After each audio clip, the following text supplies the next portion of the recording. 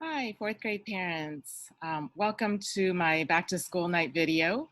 I thought I would do one more informal kind of a walkthrough and tour of Canvas, since that is our main platform right now, and this is where I post everything. So hopefully this video will help you to navigate through Canvas and also to see how your fourth grader is doing.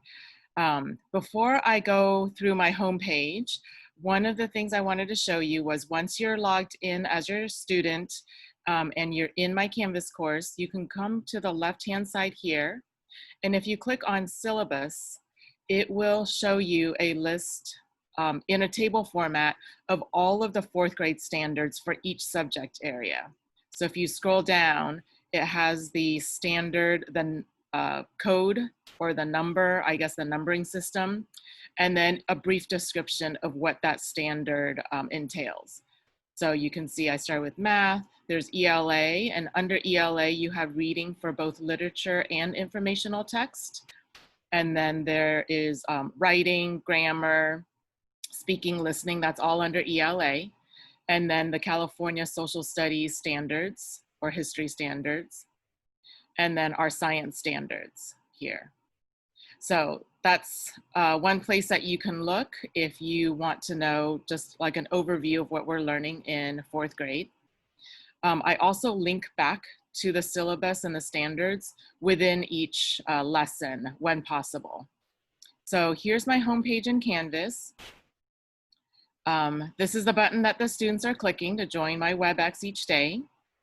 And there are more buttons down here. The daily schedule, if you click on that, is just basically my fourth grade schedule. So here's the bell schedule, and then also we have our story time with Ms. Paquet each Wednesday, and then our PE times. And then the Tuesday one is right here. I also added a new button on the homepage called the Parent Portal. Right here. So if you click on this, it will take you to a page just for parents. And when we start publishing our fourth grade monthly newsletters, you can click on this button. Once I upload this back to school night video, I will insert it right here at the top too. And I will send an email when that when this video is available. So that way it will be here all year in case you need to reference back and watch this as a resource for Canvas. And then most of the buttons are self-explanatory. I do upload the stories that Ms. Paquet reads to the students here under story time. So we just started last week. And she is using digital books, so they're usually a PDF. So I just have the book cover here, and when you click on it, it will download the PDF to the computer and the kids can read it again. And then button descriptions are still listed right below the buttons here. So each of these will tell you where it goes. And then this is our Simon's ABC rules, procedures, and the poster that we made together a couple weeks ago, specifically for online learning. So what I wanted to show you was first a shortcut or a quick way to find out what assignments are due for your student. So I'm going to go into student view just so we can see what it looks like from their end. And as you can see, the menu is shorter for the students. So I've taught my fourth graders that if they want to see what assignments are due, just to come over here and click on assignments. It will be sorted for them. Upcoming assignments are the ones that are going to be due. And you can also see here the quiz. I've already published it, but it's not available for them to take until this Friday. So they can't take it before Friday because that's the day we are taking these two quizzes. Okay. And then these are the assignments that are due. And then anything that's undated, as I mentioned in my last email, these are optional activities.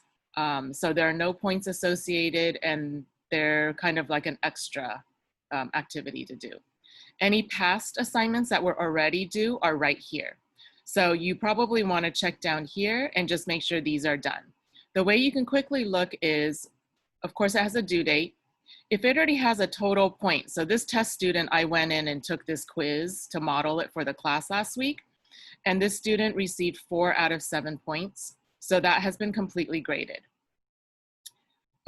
This abstract nouns activity, you will be able to tell, I believe there's a check mark next to the assignment, either on the right side or the left side, when they've turned it in. So as a test student, I did not complete or submit this activity.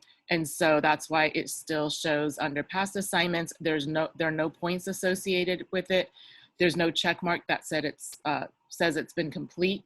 So this would be something that they would need to go in and take a look and make sure they finish it and turn it in. This is another quiz. And right here, you can see that it's a total of 7 points. It has not been graded yet. So it's always good to go in and check and make sure that the student has finished it and submitted it. Now, once they submit it, any multiple choice or true, false, or fill in the blank questions will be auto-graded or auto-corrected. However, if there are any essay questions or short answer that I need to go in and correct myself, then they will not get the total score until I do that. Okay? So you can always click on them and it will show whether they have completed it and whether they have submitted it. Same thing with quizzes. So quizzes will show up under assignments because they are items that are assigned. Or if you specifically just want to look at assessments, then you can come here and it will just list any assessments and not classwork assignments. So it's another quick way to look at what's due. The main part of Canvas is the modules, and that's the fastest way to get there is to click on the modules. I have also taught the students how to collapse each week. So like if we're on week 2 right now, then I ask them to go ahead and collapse week 0 and 1, because then they don't have to scroll for a long time to get to the current week. Now I'm going to expand week 1 because we finished it, just to show you what a completed week looks like. And you can also help your 4th grader check throughout the week.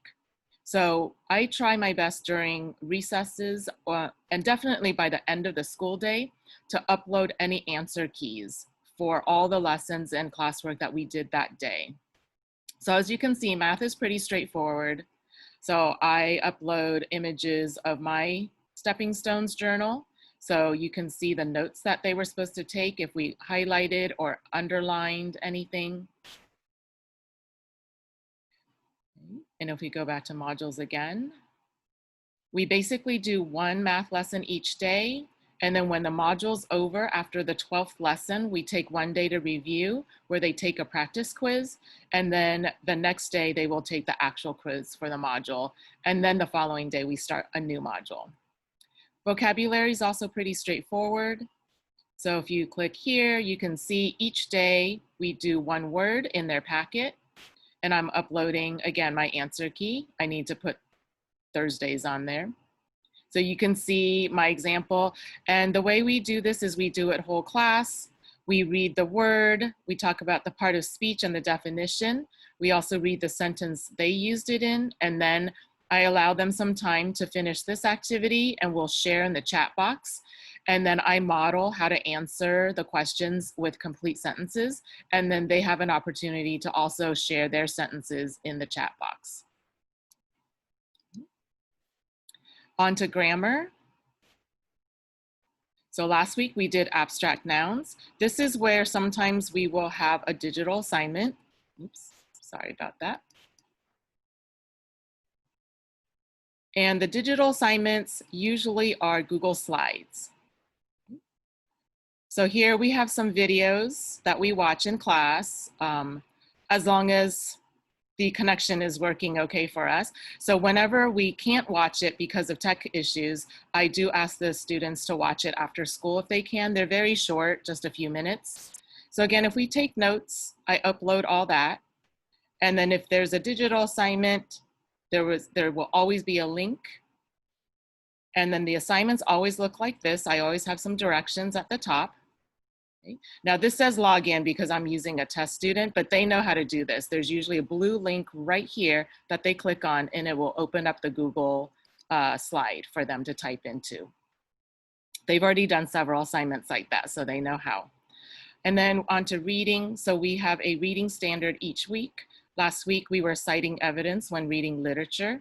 So again, anytime I have a chance to show some videos to help the students grasp the concept, I include those here. And then we read a passage together in our reading packet. And we only do a few questions each day, and we'll go back and we'll reread the passage a second time. And then I usually have a second passage that they read independently, and I'm in WebEx and I'm here to answer questions if they need some help. But then I want them to use the strategies that we used earlier in the week when they read independently. And on Friday, there's a quiz, and the quiz is just another passage that looks similar to this, and then they answer some questions. Okay. And then on to our novel study. So our novel study is Frindle right now. And again, this is pretty straightforward. I basically list the chapter that we're reading each day. And then in our Frindle novel study packet, which pages we're doing or which activities. And then again, I always upload my page with the answers. And we are doing this whole class. And then later on in the year, as we read our novels, they will do a little bit more independently. But at the beginning, it's a lot of just me modeling how to answer the questions, how to cite the page number, where they found the proof to answer their question, where they found the evidence, and also just reminding them to always answer using complete sentences. And then the last subject here is our social studies page. And again, structured similarly, each day of the week, what we're doing. And I just use my bulleted list, kind of an outline format for each day. It's just taking a little bit longer to load right now. Again, videos are embedded. Our workbook pages, if we work in it, I will always upload my answers. Okay. I have an Epic ebook account. So sometimes, especially for science and social studies, I will add collections in there. And then they will read a collection and then do some activities here. So hopefully this helps. Anything that's extra, I will put extra. So I like to include Nearpod lessons whenever possible. And if they get a chance to do it in class, I usually try to have them do that. Again, depending on connection issues and time constraints. If there isn't time, I do encourage students to do some of these interactive Nearpod lessons. For any subject area. So hopefully that helps. And if you have any questions after viewing this, feel free to email me. And I think that's it. So thank you for watching.